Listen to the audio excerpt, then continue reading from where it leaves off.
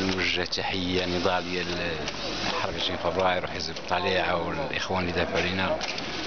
ومن بعد كان اعتقال تعسفي بفبركه ملفات المخدرات، وانا لا علم لي بالمخدرات. كانوا يرموني في السجن الى الابد لكون ادافع عن اراضي الجماعه السلاليه. بغا يعتقلوني باش يبقاو يديروا هما اللي بغاو ويبيعوا ويشريوا في الاراضي، وهاد المسؤولين تاع الريش.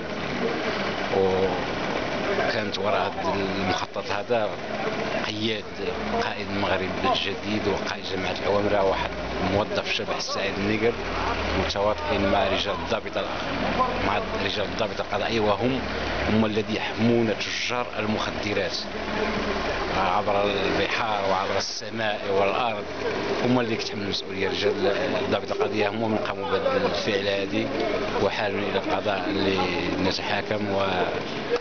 ولحسن الحظ قاموا رجال حقوق الإنسان والمحامون بالإفراج عني في هذا المساء، بالدفاع عنك، حتى تم الإفراج. كنشكر المحامي عبد الله الزيدي والأستاذ الشوشي والأستاذ المجذوبي وجميع الأساتذة وجميع المناضلين اللي قاموا بساندني حتى ومازال متابعة قضائيا.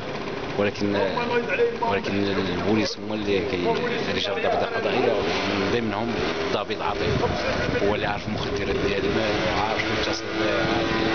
المهم الضابط عاطف هو اللي كيتحمل المسؤوليه كامله. اذا كانت حكمت عليك بالبراءه؟ لا، ماشي بالبراءه، حكمت عليا مؤقتا، يعني تحت المراقبه الجبريه كما كيسميوها. يعني ما نتحركش لشي مكان اخر الا بمدينه العرايش. والمحاكمه باقا ساريه؟ المحاكمه مازال ساريه لحد الان. متابعين فيه قلتي كاين ضباط ديال الشرطه؟ كاين فيها ضباط شرطه، منهم الضابط عاطف وبعض منهم ما كنعرفهمش، ولكن هما كاين مجموعه بهم. منهم الضابط عاطف والضابط رئيس الفرقه لمكافحه المخدرات السيد حميد كنوري، ولا بحال هكا كنت سميتو حميد كنوري. وشكرا. شكرا بارك في الروحه. موقع ديال لاغاش 24. شكرا.